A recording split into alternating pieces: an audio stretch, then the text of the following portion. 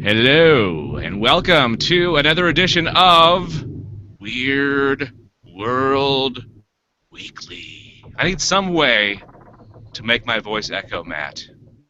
Oh, I thought you wanted it raspy. I was going to say just smoke a pack of cigarettes and drink some whiskey.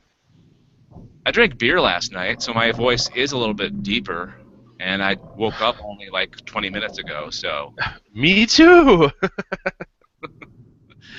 Hello, Matt Stein, how are you? I'm good. How are you, Dave Nelson? Not too bad. Anything weird happened to you in the last, I don't know, since the last time we talked? Anything weird? I don't... You know, we should really discuss this before recording. Yeah, I know. Ask that question. I don't think anything that weird happened. I don't think it's really a weird time of the year. It's winter time. We're all stuck inside. I had stupid house stuff, but that wasn't weird. That was just a pain in the ass. Okay. All right. Well, let's hope. Let's concentrate really hard. Friday the 13th is coming up, though, so... Is that this week? Yep, this coming Friday. Really? Yeah. Okay. Well, now we just... when we were recording this episode, we record these in bunches, so thankfully this one actually makes sense that you saying it's Friday the 13th because it's coming out the week of Friday the 13th, so... Oh, okay. Well, I guess that makes sense. Yeah, I just show up and talk, and then you do the hard work for me. I'm not gonna say anything. You know what? You just being here is good enough for me. I thought you were gonna call me like a podcast diva. No. I just show up, lay down my talent, and then go on with my day. You have somebody doing your makeup there beforehand. Yeah, because this looks really put together. Well, maybe you look like somebody completely different, and that's the look that you're going for. So I choose to take the time to look homeless. Sure, why not?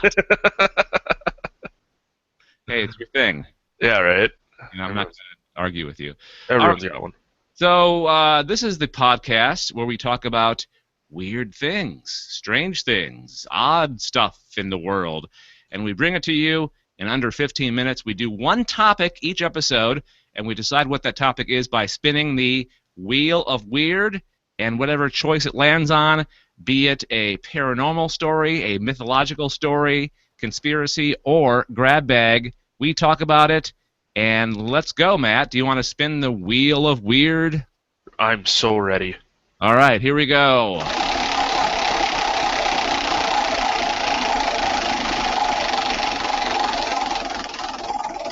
Oh, I have a feeling where it's going to land on. See if my feeling is correct. Oh, conspiracy. Okay, let's start the timer, the clicker, the clock. The clicker. Get this thing going. 15 minutes or less. That's the Weird World Weekly guarantee. Here we go.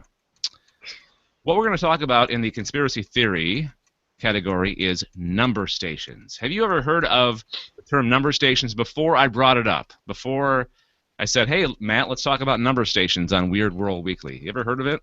No, I did not. I was semi-familiar with the existence only from my exposure to them in the show Lost. Okay. Which isn't really even a true number station. It was just something creepy over the radio. Okay, well, take a listen to this. This is a number station right here. Hang on, numbers are coming. 2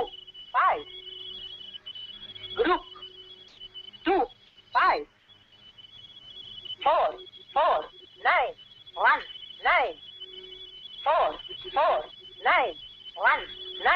Okay, so how creepy is that? That's absolutely terrifying, actually. And that is just, I think that's kind of on the tame side. There's some weirder ones than that.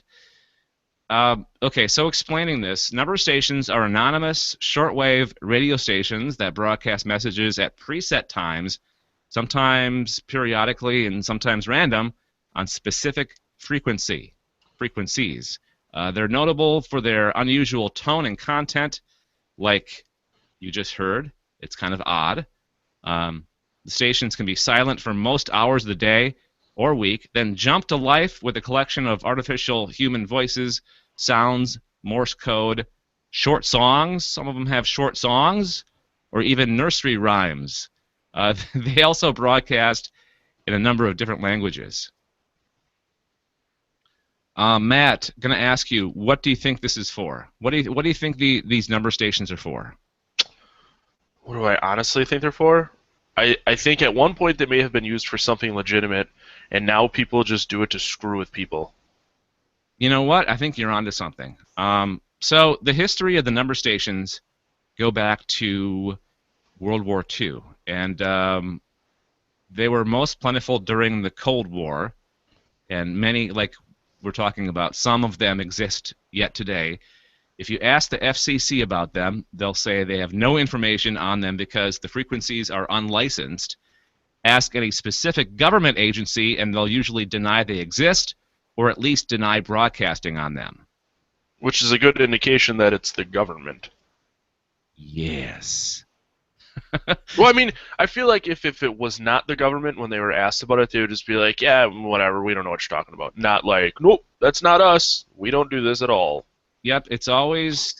I watched a show last night about UFOs. It's this new undisclosed whatever show. And a person that actually worked within the government said, whenever somebody from the government denies something exists or them involved in something, that's a sure sign that they are, yes, involved and they are responsible for this. Mm-hmm. So who operates them, and who are they for? Most likely they're used for by spies. Spies. We're talking spies sending and listening for coded messages. So when you think about it, anybody can if you're good enough, hacker, you can decode anything sent on the internet, right? True. So shortwave, doing it old school, old style, and just with a basic series of numbers that mean nothing to you, that's a distinct possibility that spies are still using them today. Because just think about it, if you're out in the middle of nowhere and don't have no internet access but have like a radio and know when to tune in to a certain frequency, you're going to get your message. Oh yeah. Yeah, it's yeah. I mean, I still think people are just screwing with each other. You know, some of them, I think you're right, because it's become kind of like a cult thing where people will actually listen to them just because of the oddness of them. I mean, come on, we're talking about them on a podcast. So, oh yeah, yeah. So I think some of them are just like there was a number station in Russia that actually moved from a secret base location to somewhere else. The base shut down, so I'm thinking that maybe once it shut down, somebody found out and they just kind of picked up the mantle and thought, hey, they've been doing this for so long, let's continue doing it just because. Well, you know, another thing is they could still theoretically be used for spies, but there could be, 100 broadcasts in a day, let's say, and 98 of them could be nonsensical just to throw people off, and there's only 2 that have any sort of real information, and the only people that need to know, you know what I mean? Yeah. So you could, it could be an elaborate scheme just throwing people off too. And the transmitter doesn't need to be close to the spy, because the way shortwave radio works is it broadcasts over long distances. Because, you got your FM radio station where you live, or your AM station that only broadcasts within a certain radius. But shortwave, you can hear broadcasts from all around the world. So it would make sense to use something like that for sending coded signals. Yeah, that's very true. We will have links in the show notes to where you can listen to, either if you want to go serious about it and actually pick up a shortwave radio, or you can listen to the stations live on the internet, or recorded versions. We found this cool archive.org website with just a crap ton of these. Let me find another one or two here. Go out of the show with some actual number station action here. I guess while you're looking for one, there was what I had mentioned before when we were talking this week. So there's a new game coming out called Hotline Miami 2, wrong number, and it's kind of like a cult game. And on their Twitter, they just posted a phone number, and it just said extension 10, and it was a bunch of gibberish. And out of the whole thing, people apparently think that the game's getting released on March 10th. But it's kind of what I thought of when we started talking about this, except it's a little less random, a little more directed. Yeah, no, exactly. You're totally right. And people, I think, are obsessed. They're very interested in like numbers and codes and what do they mean. And like whenever there was a trailer recently for some movie, and I forget what it was for, but there was a website address, not the address itself, but what's it called? Where the series of numbers? What's that? That you can type in. That'll get you to the website as well. What is that? Your IP address? Yeah, IP address was on the trailer, and people would freeze frame and go to that. Yep. Yeah. So people are fascinated with that kind of stuff. Okay, so here is, let's see what this one sounds like. Zero, zero, zero. Okay. 4, 7, 1. All right. 4, 7, 1. You jotting these down, Matt? No, because I'm terrified right now. 7, 1. Okay, let's play this one.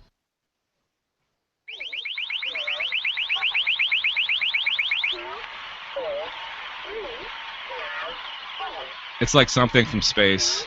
Yeah. Weird, eh? Yeah. Okay, one more. Russia.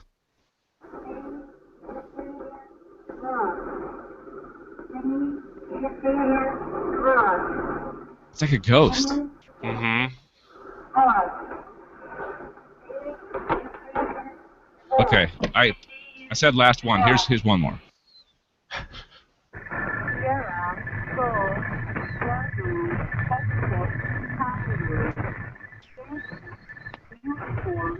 Okay, Chinese numbers.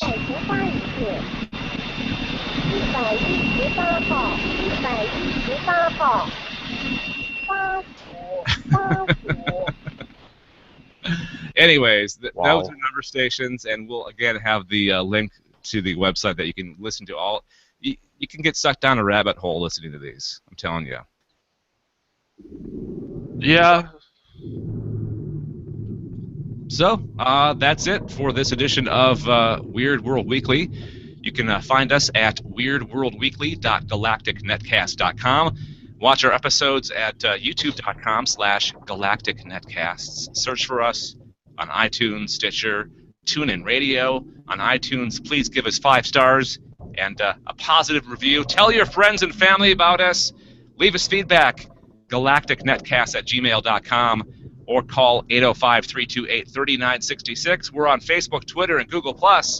Search for Galactic Netcast. Thanks for joining us. Until next time, Matt, what do we want to do? We're going to keep it weird, Dave. All right, we'll talk to you later.